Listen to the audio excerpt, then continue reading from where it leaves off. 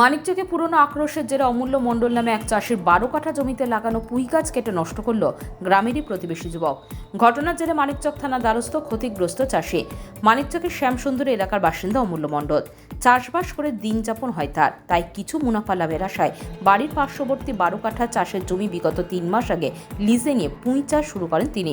বিগত 2 মাস ধরে কঠোর পরিশ্রমের পর গাছগুলি একটু বড় হয়েছিল, কিন্তু বুধবার সকালে জমি থেকে দেখেন তার জমিতে লাগানো সমস্ত পুঁই গাছ কেটে ফেলে নষ্ট করা হয়েছে, যা দেখে মাথায় হাত পড়ে তার। কে বা কারা এই গাছ কাটলো তা নিয়ে খোঁজ নিতে জানা গেল তার জমির পাশের আমবাগান দেখাশোনার দায়িত্বে ছিল এলাকারই যুবক বিকাশ মণ্ডল। রাগের বশে কাজটি করেছে সে, কেননা বিগত কিছুদিন আগে এলাকায় একটি ঝামেলায় জড়িয়ে পড়ে বিকাশ। এমনটি সেই ঝামেলায় বিকাশের বিপক্ষে কথা বলেছিলেন অমূল্য মণ্ডল। সে আক্রোশের জেরে রাগবশত এই ঘটনাটি ঘটিয়েছে সে। তারপরে সে যুবকের নামে মানিকচক থানায় লিখিত অভিযোগ দায়ের করে অমূল্য মণ্ডল। তিনি বলেন, ব্যাংক থেকে ঋণ নিয়ে পুঁই চাষ করেছিলাম, যেভাবে ফসল নষ্ট করা হয়েছে তাতে কিছুই বাঁচেনি। কোথা থেকে ঋণ শোধ করব, সংসার চালাবো দুশ্চিন্তায় রয়েছে। যদিও এই ঘটনায় পুলিশ অভিযুক্তের বিরুদ্ধে কঠোর ব্যবস্থা নিক তার আবেদন জানাচ্ছে। আমি বন্ধনা লোন দিয়ে একজনের জমি নিয়েছি, মানে সুদ ভরনা হিসাবে। ওটা নিয়ে পুঁই চাষ করেছিলাম। পুঁই চাষ করে মাস 2 থেকে খেটে করছি, লেবার দিয়ে প্রচুর পয়সা করে। কালকে রাত্রে, যেটা বৃষ্টির আগে পাহাড়ি একটা ছেলে গিয়ে তুলে প্লাস কেটে আমার পুরো জমিটা নষ্ট করে দিল। কতটি জমি? 12 কাঠা জমি। কীভাবে নিয়েছেন? কীরকম লিজ নিয়েছি? লিজে নিয়েছেন? লিজে নিয়েছি। তারপরে চাষবাসের জন্য? হ্যাঁ, চাষবাসের জন্য। তো কী দিয়ে কেটেছে? হাত দিয়ে তুলেছে, প্লাস মুচড়ে দিয়েছে। আর মনে হয় 2-3 জন ছিল, কেউ হাসপা দিয়ে কেটেছে। কী জন্য করলো? কেন জি জন্য করলো, ছেলেটার একটা বিচার হয়েছিল কিছুদিন আগে।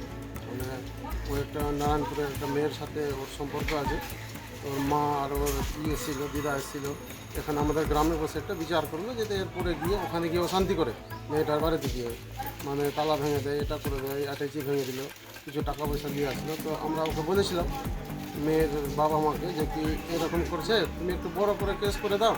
ও আর যাবে না ভয়ে।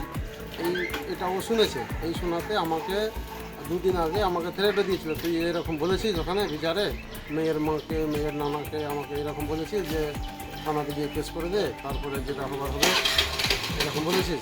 আমি হ্যাঁ বলেছি, বিচারের সময় বলেছি। ওই ঝেড়ে কালকে মানে তুলে দিল। আমি এবার থানা আসলাম, থানাতে ডায়েরি করলাম। লিখিত জমা দিয়েছেন? হ্যাঁ, লিখিত জমা দিয়েছি। অফিসার ওকে ডেকে বলেছে, তো ও স্বীকার করেছে। চাপে পড়ে বলছে যে সবাই যখন বলছো তো আমি করেছি, আমাকে মাফ করে দাও, জোর হাত করছি, মাফ করে দাও।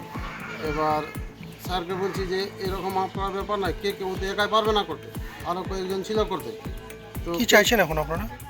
আমরা চাইছি, চাওয়ার বিশাল ব্যাপার নয়, কেন আমি তো এটা নষ্ট করে দিলাম, নেক্সট আবার কিছু লাগাবো, তো ওই চোরগুলো যাতে নেক্সট আর না ক্ষতি করতে পারে, এরকম কিছু ব্যবস্থা করে দিবে প্রশাসন। এটাই আমার চাওয়া, ওর অন্য কিছু চাওয়া নাই। কী নাম যে নষ্ট করেছে?